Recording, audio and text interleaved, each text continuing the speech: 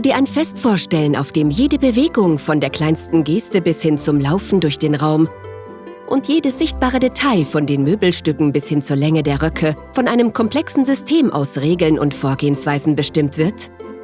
Jahrhundertelang waren solche Rituale unter den Adligen Europas weit verbreitet. Zwar sind diese aus der Mode gekommen, aber wir kennen die Komponenten unter einer vertrauten Bezeichnung: Ballett.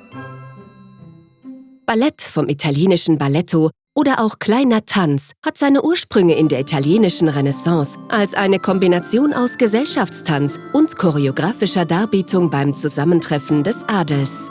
In vielerlei Hinsicht wurden die Menschen am Hof auf diese Weise mit angemessenen Verhaltensformen gesteuert, wie das Schreiten, Verbeugen oder die Hand eines anderen zu nehmen.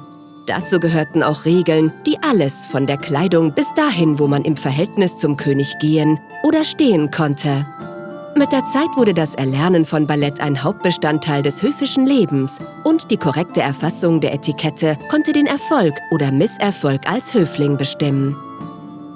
Viele dieser höfischen Gesten sind immer noch in modernen Balletttechniken zu finden. Im 16. Jahrhundert kam das Ballett nach Frankreich, und zwar durch Katharine de' Medici, der italienischen Frau von König Heinrich II. Feierlichkeiten wie auch der Tanz wurden aufwendiger. Tanzmeister lehrten den jungen Adligen ausgearbeitete Schritte und Geschichtenelemente trugen zur Vereinheitlichung des Themas bei. Der Schwerpunkt verlagerte sich von der Teilnahme zur Darbietung und die Gestaltung beinhaltete mehr theatralische Aspekte wie professionell gestaltete Bühnenbilder und eine leicht erhöhte Plattform oder Bühne mit Vorhängen und Seitenbühnen. Aber erst im 17. Jahrhundert, am Hofe von Ludwig XIV., wurde Ballett zu dem Tanz entwickelt, wie wir ihn heute kennen. Ludwig selbst hatte von Kind auf Ballettstunden gehabt. Seine erste Rolle als Sonnengott Apollo im Alter von 15 Jahren zementierte die zentrale Rolle, die Ballett während seiner Regentschaft spielen würde. Es brachte ihm auch den Namen Sonnenkönig ein, wegen des prächtigen goldenen Kostüms und der Choreografie, die das Konzept des Königs als ein von Gott eingesetzter Herrscher unterstrich. Ludwig spielte 80 Rollen in 40 bedeutenden Ballettstücken, entweder als Majestät in der Hauptrolle oder manchmal in kleineren oder komödiantischen Rollen, die dann am Ende des Stücks zur Hauptrolle wurden. Er hatte täglich Ballettstunden sowie Fecht- und Reitstunden und durch sein Beispiel wurde Tanzen zur wesentlichen Fertigkeit für alle Gentlemen jener Zeit.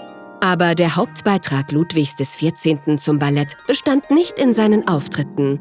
Durch seine Gründung der Académie Royale de Danse 1661 verlagerte sich der Einfluss von Ballett von den örtlichen Zünften an den königlichen Hof.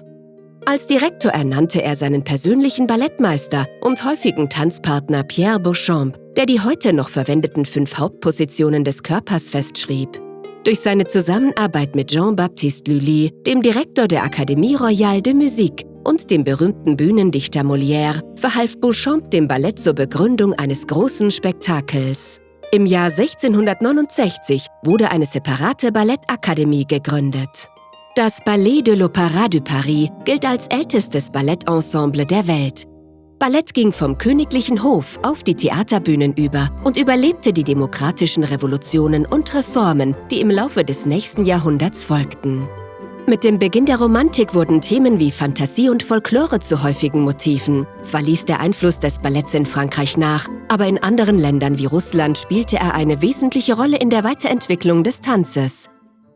Heute müssen die meisten von uns glücklicherweise keine komplizierten Schritte erlernen, nur um sich auf einer Hochzeit zu unterhalten.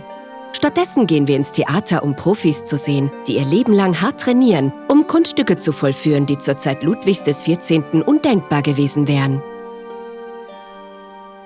Für faszinierende Geschichten, Weltraumabenteuer, verblüffende Philosophien, Antworten auf die zufälligsten Fragen, die du über deinen Körper hast und vieles mehr, abonniere diesen Kanal. Bleib neugierig, bleib informiert.